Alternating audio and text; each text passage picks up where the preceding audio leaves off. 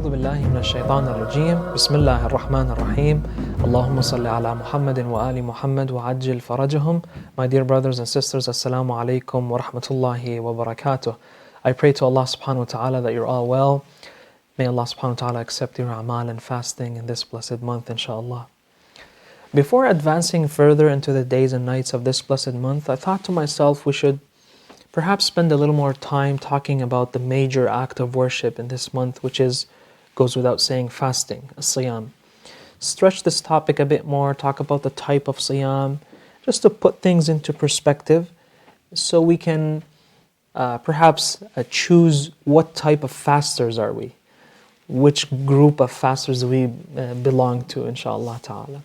And the aim is to move from one level to the second, and always remember, at very first, we need to understand that there are levels so we can traverse. Otherwise, if you don't know that there are levels, then you might be stuck in this one level, and then you will be missing out that progress to Allah subhanahu wa ta'ala.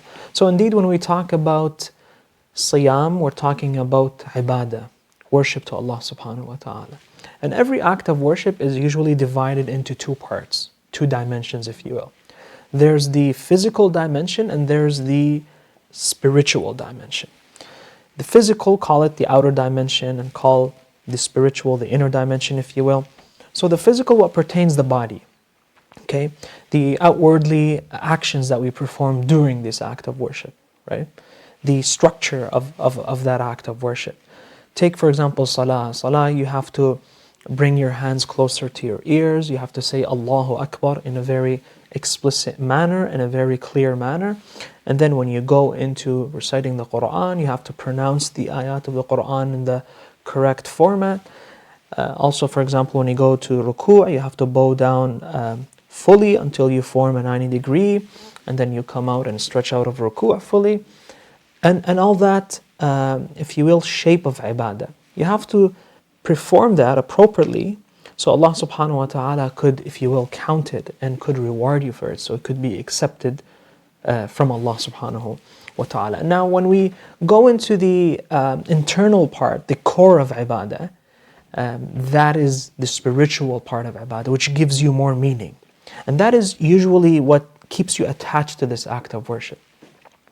And that type is usually linked to your level of intellect, which leads to ma'rifah, okay? Which leads to knowledge of what are you doing, why are you doing this, right? Maqasidul ibadah, for example, the reasons why you're doing this, why Allah subhanahu wa ta'ala wanted you to do it. Who are you doing it for? And that's a big question.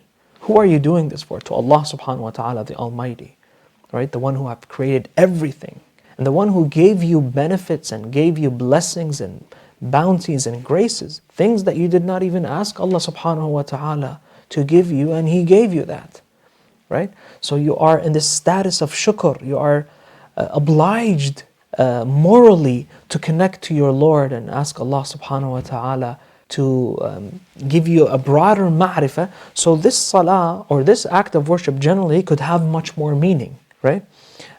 For example, Amir al-Mu'mineen alayhi afdalu salati wassalam, before every salah he used to stop and keep silent for a second, and then he says, Ilahi ma abadtuka khawfan min narik wala tama'an fi jannatik walakin abadtuka li'anni wajadtuka ahlan lidhalik.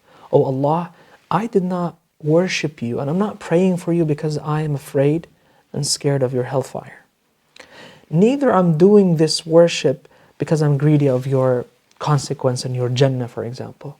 But I'm doing this because I know you're deserving of it. This is Amir al-Mu'mineen Ali ibn Abi Talib alayhi afdalu salati wasalam. That's how we understand Allah subhanahu wa ta'ala. Now the question is, which is better? Is it the spiritual dimension or is it the physical dimension?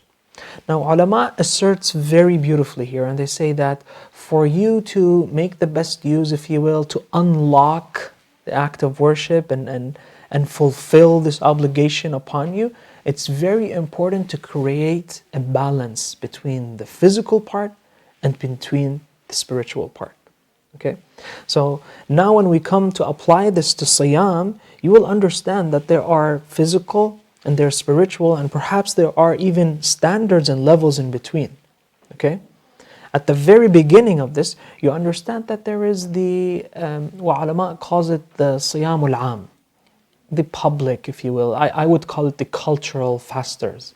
The people who fast just because everyone is doing it, just because it's a cultural thing. Right now it's becoming even trendy. I'm seeing a lot of YouTubers and influencers are trying it, right? That is okay. You can do it. You can give it a try. You can also you can fast for half a day, for example, and try how it does. Nothing is detrimental. Nothing is bad.